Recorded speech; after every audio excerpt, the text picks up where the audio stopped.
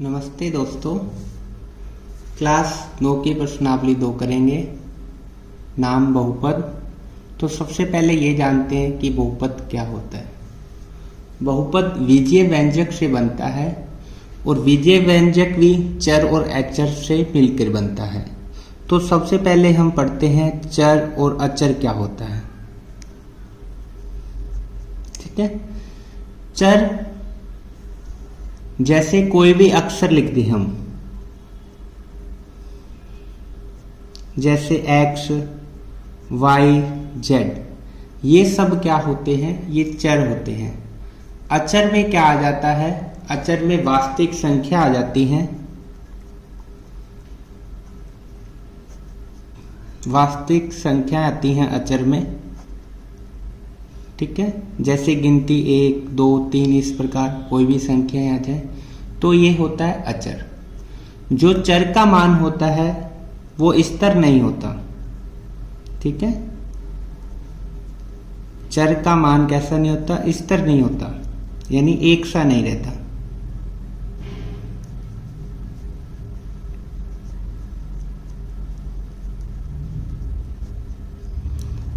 जबकि अचर का मान है वो स्थिर रहता है।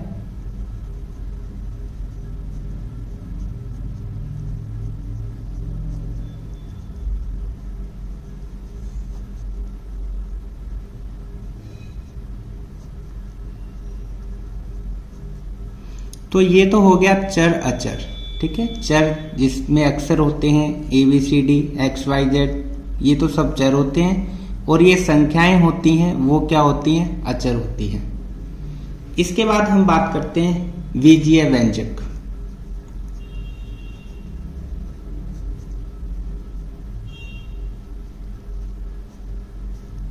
बीजीय व्यंजक क्या होता है? चर और अचर से मिलके बनता है बीजीय व्यंजक।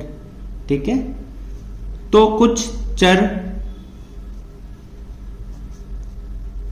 और अचर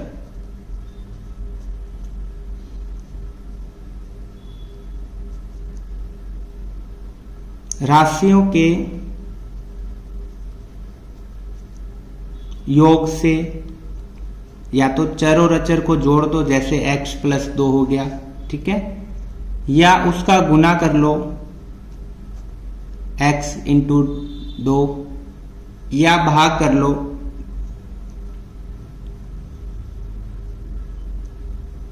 ठीक है, जैसे x बटा हमने 2 कर लिया।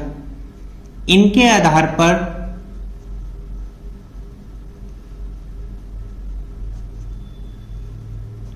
जो समीकरण बनती है या बोलेंगे जो व्यंजक बनता है वो क्या कहलाती है? बीजीय व्यंजक।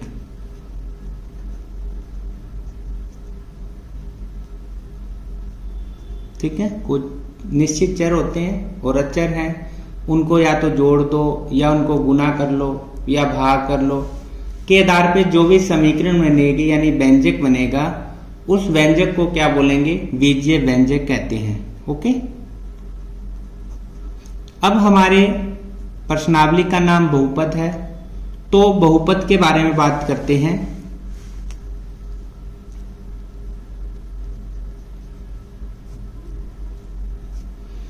तो बहुपद बीजीय व्यंजक से बनता है। तो बीजीय व्यंजक है कोई भी, ठीक है, यदि कोई भी बीजीय व्यंजक है, कोई भी समीकरण है हमारे पास,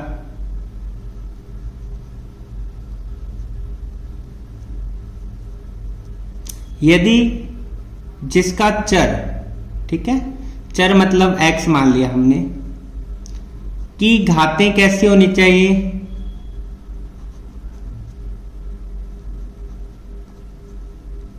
ठीक है, उसकी जो घात होती हैं वो घातें धनात्मक पूर्ण संख्या होनी चाहिए, मतलब धनात्मक होनी चाहिए और पूर्ण संख्या होनी चाहिए।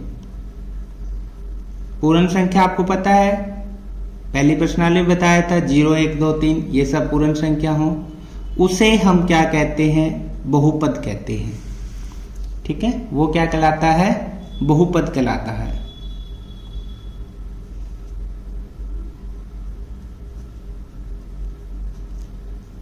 ओके, अब हम बहुपदों के प्रकार करते हैं।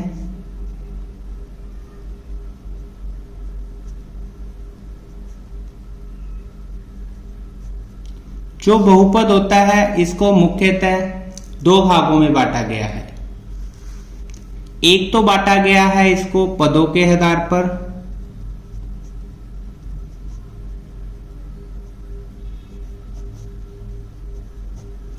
और एक बांटा गया है इसको घात के आधार पर।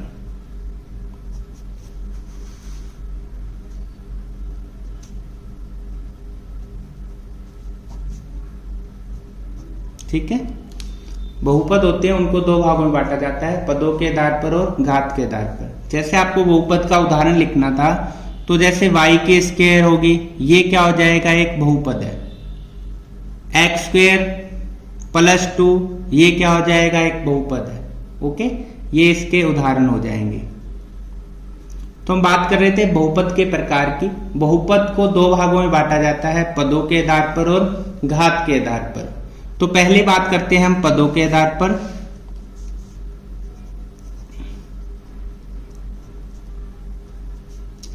पदों को आधार पर मुख्यतः इसको हमारे सिलेबस के अनुसार तीन भागों में बांटा गया है, जिसका नाम है एक पदीय बहुपद, दूसरा द्विपदीय और तीसरा त्रिपदीय। तो नाम से हमें पता लग रहा है एक पदीय मतलब वह बहुपद जिसमें एक पद हो। ठीक है, एक पदीय मतलब एक पद हो। जैसे उदाहरण की बात करें हम, जैसे 2x एक ही तो पद है, तो इसे क्या बोलेंगे, एक पदीय बहुपद। हम बात करें y भी एक पदीय हो जाएगा। द्विपदीय में क्या होता है, दो पद होते हैं। उदाहरण जैसे हम बात करें x + 1, तो कितने पद हो गए, एक और एक, दो पद। उसी प्रकार हम बात करें x² + 2, तो कितने पद हो गए, दो पद। अब बात करते हैं त्रिपदीय, जिसमें तीन पद हो। जिसमें तीन पद हो वो त्रिपदीय कहलाएगा। जैसे आप लिख लो x² + 2x + 3, तो कितने पद हो गए इसमें, 1 2 3, तो ये क्या कहलाएगा, त्रिपदीय। हम बात करते हैं 4x² + 3 + 5x, तो इसमें भी कितने पद हैं, तीन पद हैं, तो ये क्या कहलाएगा, त्रिपदीय बहुपद। बी नंबर, घातों के आधार पे।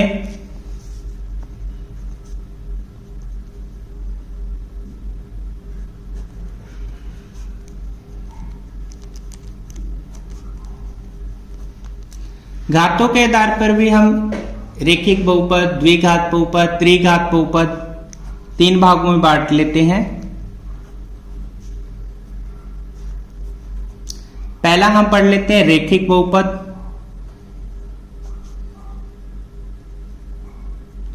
रेखिक बहुपद का मतलब है जिस पर घात एक हो, जिस पे घात एक हो, पद चाहे जितने भी हो, पर घात कितनी होनी चाहिए, एक होनी चाहिए। तो यहां लिख देते हैं घात कितनी होनी चाहिए, एक। जिस पर घात एक है वो क्या कहलाता है, रेखिक बहुपद कहलाता है। जैसे 2x, अब x की घात कितनी है, एक ही तो मानेंगे, x कितनी बार, एक बार, तो ये क्या कहलाएगा, रेखिक बहुपद। मैं लिखूं x + 4, तो इस पे चर x है, x की घात कितनी है, एक, तो ये भी क्या कहलाएगा, रेखिक बहुपद। ओके, अब हम बात करते हैं द्विघातीय बहुपद की।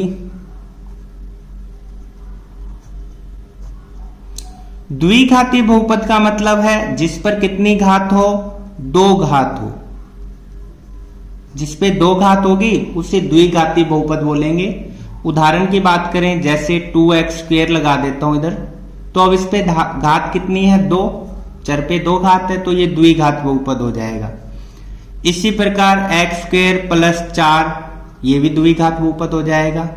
ठीक है, अब बात करते हैं हम त्रिघात की।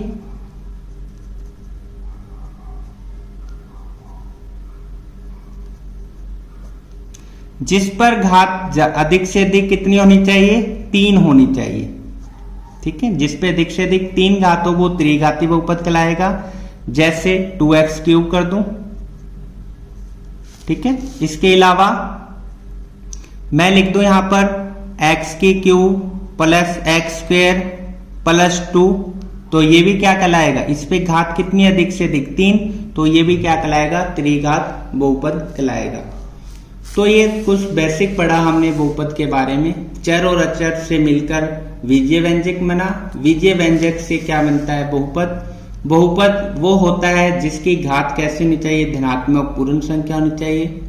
बहुपदों को हम 2 भागों में बांटते हैं, पदों के आधार पर और घात के आधार पर। पदों के आधार पर जिसमें 3 भागों में बांटा है, एक पदीय, द्विपदीय, त्रिपदीय। जिसमें एक पद हो वह एक पदी, 2 पद हो द्विपद और 3 पद हो तो त्रिपदीय।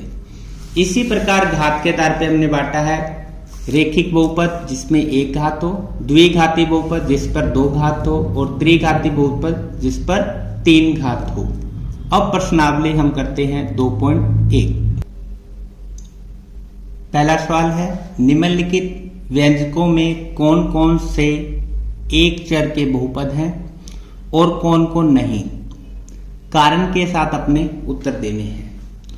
तो पहला सवाल हमें दिया है 4x² माइनस 3x प्लस 7। तो इसमें चर कौन सा है, एक ही चर है x।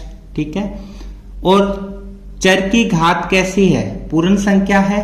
ठीक है, तो हम लिखेंगे x की सभी घात पूर्ण संख्या है। ठीक है, तो यह चर क्या हो जाएगा, बहुपद है। अतः यह एक चर का बहुपद है। ठीक है, चर भी देखो एक है और घात भी दोनों की क्या है, पूर्ण है, तो ये एक चर का बहुपद हो जाएगा।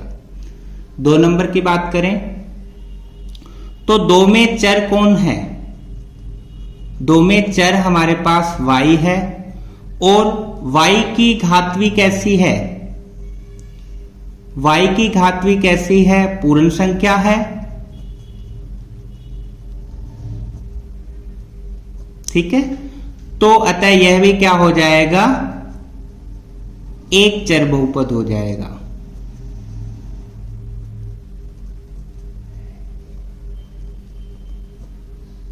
ठीक है, ऐसे इसमें बात करें हम, चर कौन सा था इसमें, x था। अगला सवाल 3 नंबर, 3t पर रूट प्लस t रूट 2। तो इसमें चर कौन सा है, एक ही चर है और वो कौन सा है, t। इस पे की घात तो पूर्ण है, परंतु इस t की बात करें, रूट t की बात, रूट हटाएंगे तो t पर क्या आ जाएगी, घात आ जाएगी 1/2। ठीक है, तो यह पूर्ण घात नहीं है, तो इसकी घात कैसी है, पूर्ण घात नहीं है।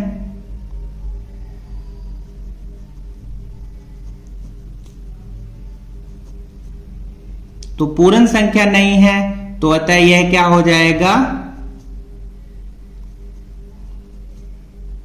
तो यह एक चर का बहुपद नहीं है।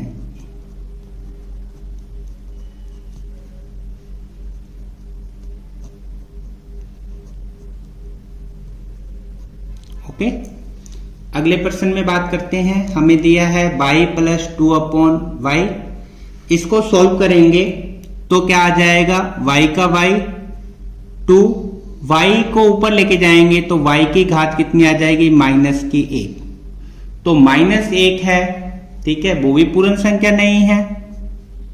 हम लिखेंगे यहां पर चर क्या है, y है। ठीक है, और y की घात पूर्ण संख्या नहीं है।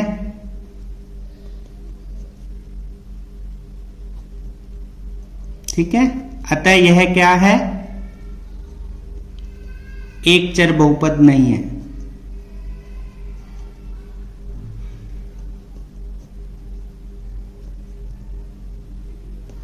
ओके, अगले प्रश्न की बात करते हैं। x की पावर 10, y की 3 और t की 50। तो इसमें सभी के चर हैं x, y, t, इनकी घात तो पूर्ण है, परंतु इसमें चर कितने आ गए? इसमें 3 चर आ गए। ठीक है, इसमें चर कितने हो गए? 3 हो गए। एक तो x हो गया, एक y हो गया, एक t। तो ये 3 चर वाली समीकरण होगी, तो ये एक चर बहुपद नहीं होगा। ठीक है, अतः यह एक चर बहुपद नहीं है।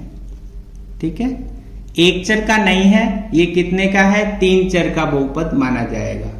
ओके, अब प्रश्न नंबर हम करते हैं 2 प्रश्न है। निम्नलिखित में प्रत्येक में x स्क्वायर का गुणांक लिखना है। तो हमें एक बहुपद दिया हुआ है 2 + x स्क्वायर + 1। तो हमें x स्क्वायर का गुणांक बताना है। किसका गुणांक बताना है? x स्क्वायर का। मतलब x स्क्वायर किसके साथ गुना है? गुणांक मतलब गुना। तो x के पास में कौन सी संख्या है? तो x अकेला है, तो x स्क्वायर का गुणांक कितना हो जाएगा? 1।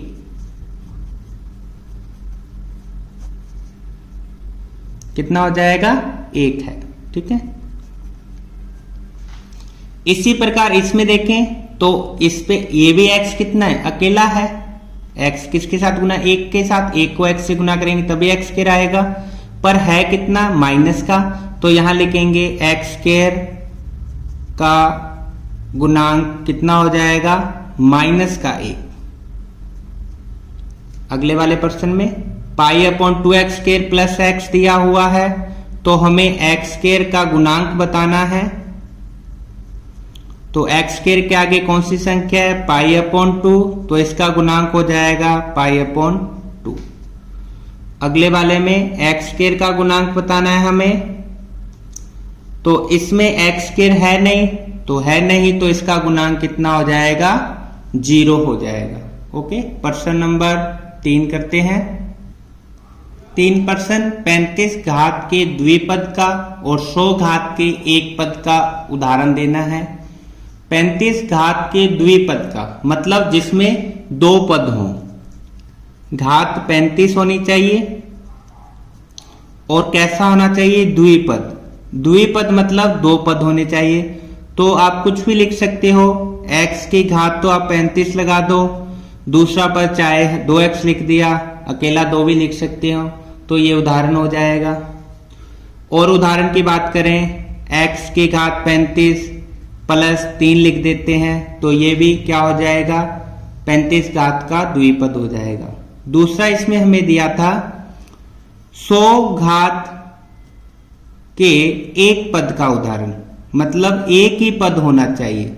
ठीक है, एक ही पद होना चाहिए। तो जैसे हम x की घात 100 लिख देते हैं, एक ही पद है। और उदाहरण की बात करें तो हम लिख देते हैं 2x की घात 100। ठीक है, तो ये इस प्रकार उदाहरण हो जाएंगे द्विपद और एक पद का। अब प्रश्न नंबर करते हैं हम 4 प्रश्न है। निम्नलिखित बहुपदों में से प्रत्येक बहुपद की घात लिखनी है। आपको बताना है कितने घात का ये बहुपद है। तो हम इसमें लिखते हैं, जैसे चर हमारे पास इसमें क्या है? x है, तो जो अधिकतम घात होती है वही इसकी घात कहलाएगी। ठीक है, तो इसमें अधिकतम घात कितनी है? 3। तो बहुपद की घात कितनी हो जाएगी? 3।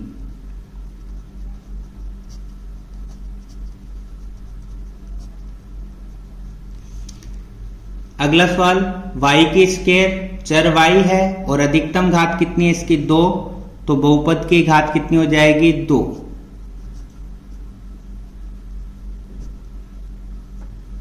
3 नंबर प्रश्न हमें दिया है 5t - √7। तो इसमें बहुपद चर कौन सा है? t।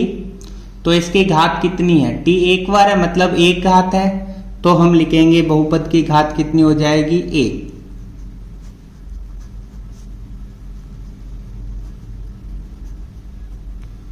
अगले वाले सवाल में अकेला 3 है, अचर पद है, चर है नहीं, तो बहुपद की घात कितनी हो जाएगी?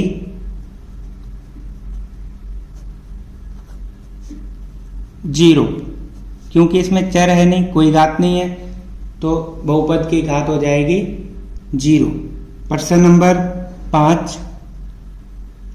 प्रश्न 5 में बताना है कि हमें बहुपद दिए हुए हैं, इनमें बताना है कौन सा रेखिक बहुपद है, कौन सा द्विघात बहुपद है और कौन सा त्रिघात बहुपद है। तो इसके लिए हमें सिर्फ अधिक से अधिक घात देखनी है। यदि एक घात होगी तो वो रेखिक होगा, जिस पर 2 घात होगी वो द्विघाती, जिस पे 3 घात होगी वो त्रिघाती। तो पहला सवाल है, इसमें x पर कितनी घात है? अधिक से अधिक 2, तो ये कौन सा बहुपद हो जाएगा? द्विघाती बहुपद। ओके। अगले वाले में अधिकतम घात कितनी है? 3, तो ये हो जाएगा त्रिघाती बहुपद। अगले वाले में कितनी घात है? अधिकतम 2 है y पर, तो ये हो जाएगा द्विघाती बहुपद। अगले वाले चर x है और इस पे कितनी घात मानेंगे हम? 1। x एक बार है तो 1 घात होगी, तो ये हो जाएगा रेखिक बहुपद। इसके बाद अगला सवाल 3 t दे रखा है, t की कितनी घात मानेंगे? 1, कुछ नहीं है तो कितनी घात होगी? 1, तो ये क्या हो जाएगा? रेखिक बहुपद। r² की बात करें तो कितनी घात है? 2, तो ये क्या हो जाएगा? द्विघाती बहुपद। 7x की क्यूब है, कितनी घात है? 3, तो ये हो जाएगा त्रिघाती बहुपद। तो इस प्रकार हम बता सकते हैं कौन द्विघात है और कौन त्रिघात है, केवल हम घात को देखकर। अधिकतम जितनी घात होगी उतने घाती वो बहुपद हो जाएगा। इस प्रकार प्रश्नावली 2.1 करनी थी, तो प्रश्नावली पूरी हुई। यदि वीडियो पसंद आए तो लाइक, शेयर, सब्सक्राइब जरूर करें। धन्यवाद।